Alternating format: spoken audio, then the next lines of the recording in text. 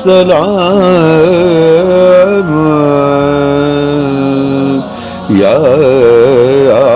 رمضان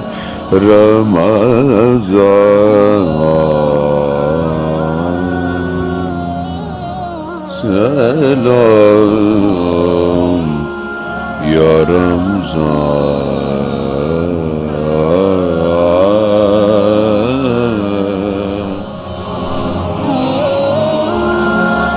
بسم اللہ الرحمن الرحیم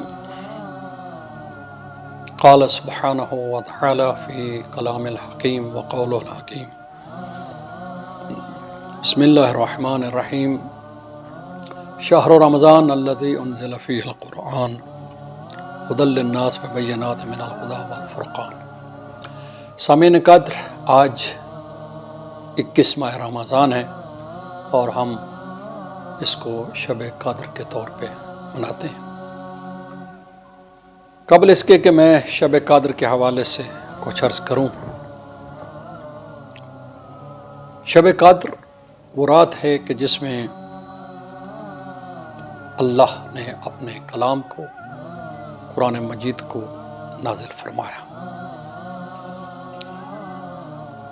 اس کے علاوہ یہ بھی بتاتا جاؤں کہ ماہ مبارک و عظیم مہینہ ہے۔ جو بھی اللہ کا کلام انبیاء پر اتارا گیا وہ اللہ نے اسی مہینے میں نازل فرمایا، جیسا کہ ملتا ہے کہ توریت جناب موسیٰ پر 6 رمضان کو نازل ہوئی، انجیل جناب عیسیٰ علیہ السلام پر 7 رمضان کو نازل ہوئی، اور داؤد علیہ السلام پر زبور 18 روز میں نازل ہوئی، 18ویں۔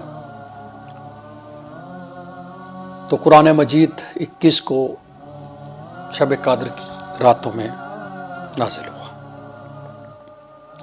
اگرچہ شب قدر کے حوالے سے ہم 18، 21، 23 3 راتیں مناتے ہیں، بہرحال مختصر یہ ہے کہ شب قدر جو ہے وہ ماہ رمضان میں ہے اور انہی راتوں میں ہے، جس کے لیے قرآن مجید اس رات کی جو فضیلت بیان فرما رہا ہے وہ قرآن مجید اپنے انداز میں بیان کی ہے۔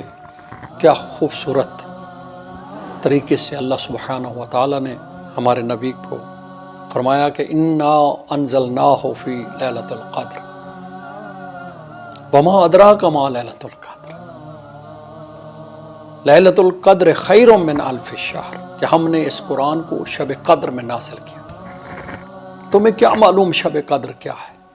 یہاں پر اللہ تعالیٰ نے واضح طور پہ فرما دیا کہ کوئی بھی لیلۃ القدر کو نہیں سمجھ سکتا، کوئی بھی لیلۃ القدر کے مقام کو نہیں سمجھ سکتا، نہ پہنچ سکتا ہے۔ یہ لطف پروردگار ہے کہ جس نے آگے تھوڑی سی فضیلت بتائی، لیلۃ القدر خیر من الف شہر، یہ ایک رات 1000 مہینے سے بہتر ہے۔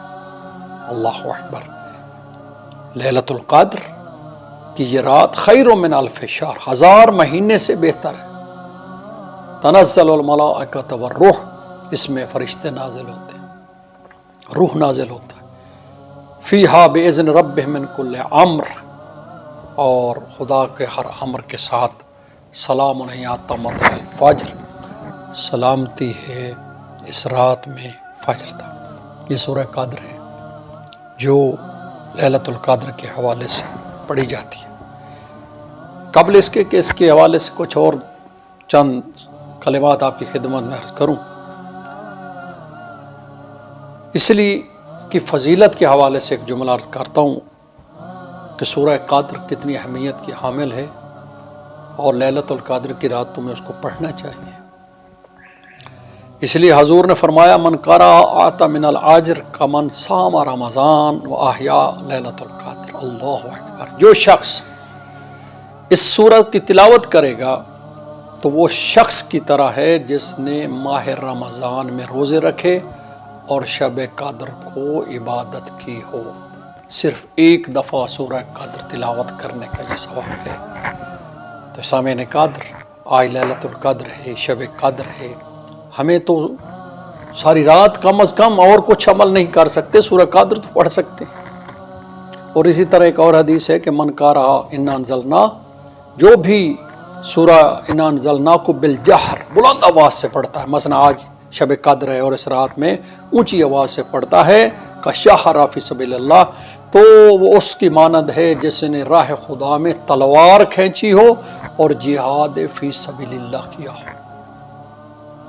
کتنا بہترین موقع ہے کہ آج لیلۃ القدر ہے، اور لیلۃ القدر کو آپ اور کوئی عمل نہیں کر سکتے تو کم از کم سورہ انا انزلنا، سورہ قدر کو پڑھا جائے، جس کے لیے کہا گیا کہ اس کو پڑھنے والا ایسا ہے جیسے اس نے ماہ رمضان کے روزے رکھے ہوں اور لیلۃ القدر کو عبادت کی ہو، یا وہ اللہ کے راہ میں شہید ہو۔ اور دوسری حدیث ہے کہ جو من قرأ سرًا، جو دل میں پڑھے، آہستہ پڑھے اس سورہ کو، اللہ اکبر، کان بدمہ فی سبیل اللہ، اس شخص کی مانند ہے جو راہ خدا میں اپنے خون سے لت پت ہوا۔